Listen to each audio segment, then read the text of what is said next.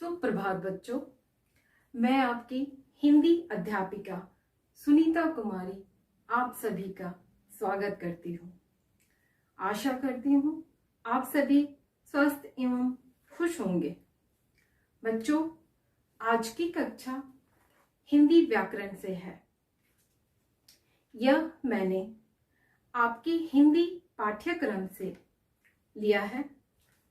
हिंदी व्याकरण सौरभ पाठ 5, जिसका शीर्षक है शब्द और वाक्य। बच्चों, आज हम इस पाठ का अध्ययन करेंगे। इस पाठ में मुख्य रूप से 4 बातों पर चर्चा होगी। पहला, शब्द क्या है, शब्द कैसे बनाए जाते हैं। दूसरा, वाक्य क्या है, वाक्य किसे कहते हैं। तीसरा, संयुक्त वर्ण वाले शब्द देखेंगे। चौथा, विराम चिन्ह। विराम चिन्ह में पूर्ण विराम एवं प्रश्न सूचक, इन दोनों विराम चिन्हों की चर्चा करेंगे।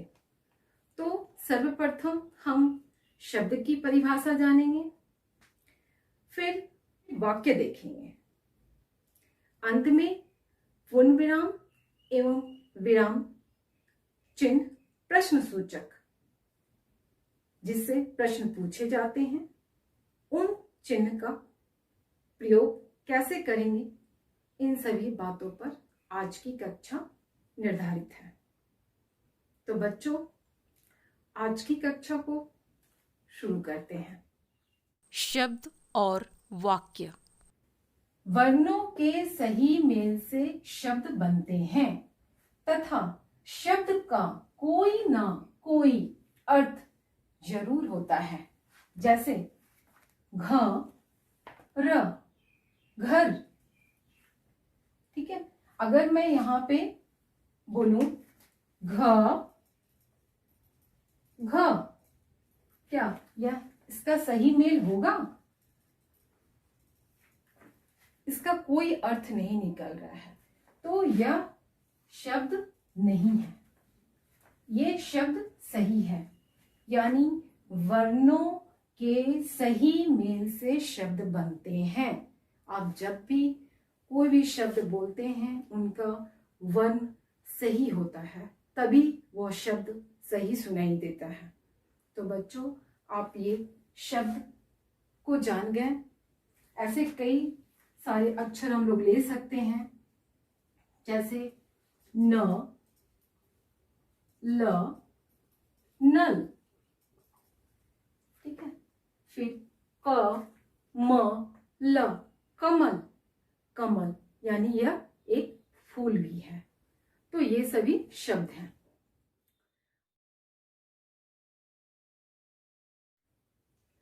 बच्चों, अब संयुक्त वर्ण वाले शब्दों को देखते हैं। जैसे यहाँ पे ये क्या है? संयुक्त वर्ण वाले शब्द हैं ये, मक्का, पन्ना। तो ये कैसे बने? और सर्वप्रथम संयुक्त शब्द क्या है वो मैं बताती हूँ।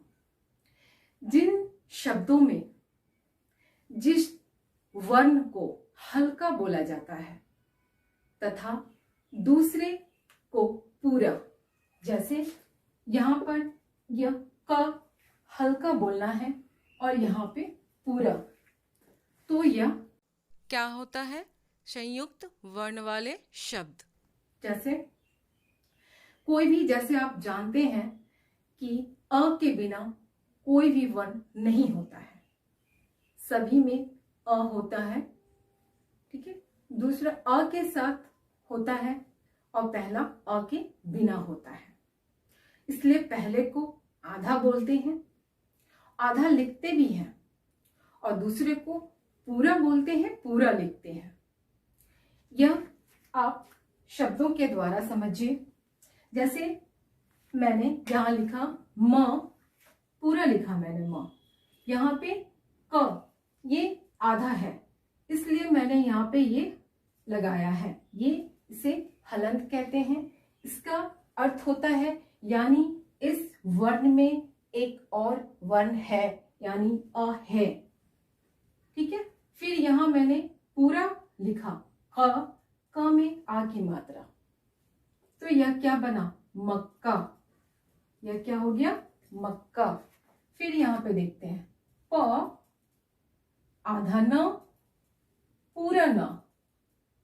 फिर लिखने में हम प इस न को इसके साथ लिखा मैंने अ के साथ, फिर यहां पे लिखा पूरा न, पन्ना। ये क्या हुआ? पन्ना। तो इस तरह से बहुत सारे शब्द हैं।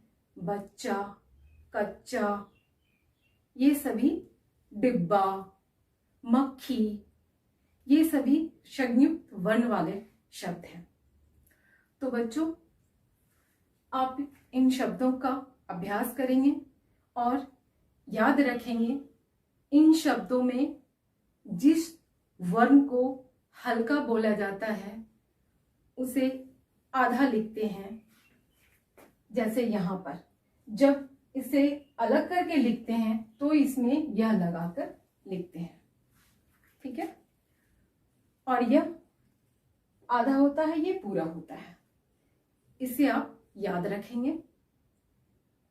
बच्चों, अब हम वाक्य की परिभाषा को देख लेते हैं।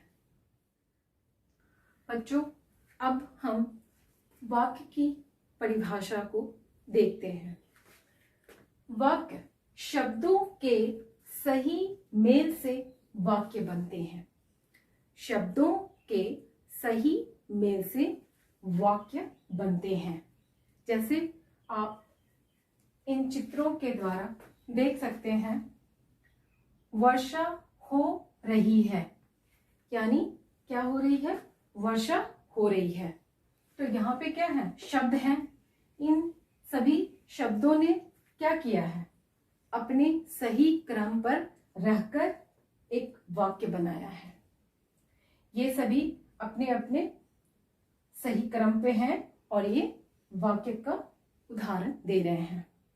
दूसरा देखते हैं, सूरज निकल रहा है, यानी इस चित्र में सूरज निकल रहा है, सूरज निकल गया है। यह क्या हुआ? यह भी एक वाक्य है। तो बच्चों, जैसे वर्णों के सही मेल से शब्द बनते हैं, वैसे ही शब्दों के सही मेल से वाक्य बनते हैं। तो ये दोनों आप समझ गए होंगे। आप सभी शब्द क्या है और वाक्य क्या है, वाक्य की परिभाषा क्या है, शब्द की परिभाषा क्या है, क्या क्या कैसे बनाए जाते हैं। शब्द हम वर्णों के मेल से बनाते हैं। जब दो या दो से अधिक वर्णों का मेल होता है तो वो शब्द कहलाते हैं, और जब शब्दों का सार्थक समूह होता है तो वह वाक्य कहलाते हैं। तो आप इन दोनों की परिभाषा को आप समझ गए होंगे।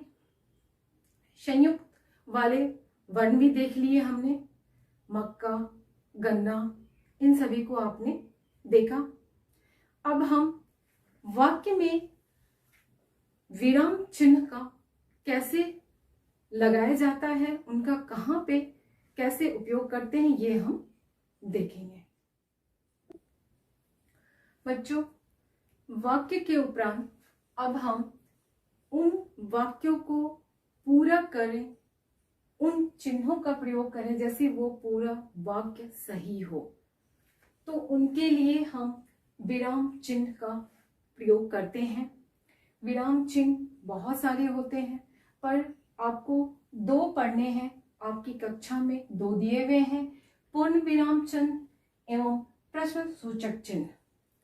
पूर्ण विराम को कहाँ लगाया जाता है? वाक्य के अंत में।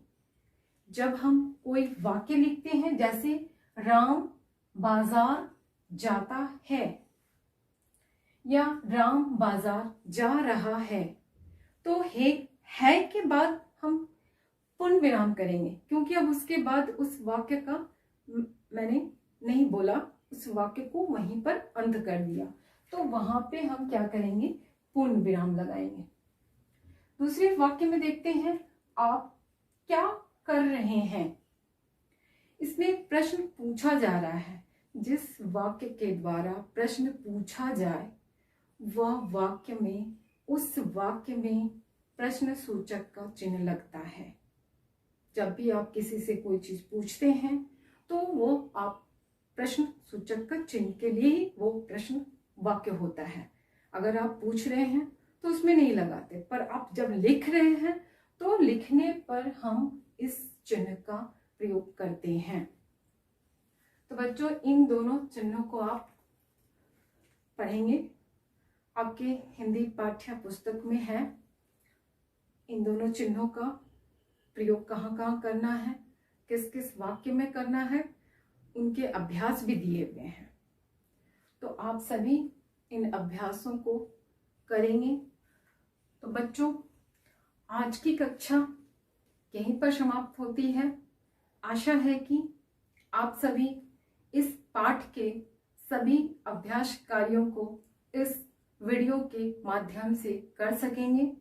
शब्द बनाना, वाक्य बनाना, वाक्यों में विराम चिन्हों का प्रयोग करना तथा संयुक्त वर्ण वाले शब्दों को लिखना, उनका सभी का अभ्यास आप अच्छे से करेंगे आशा करती हूँ।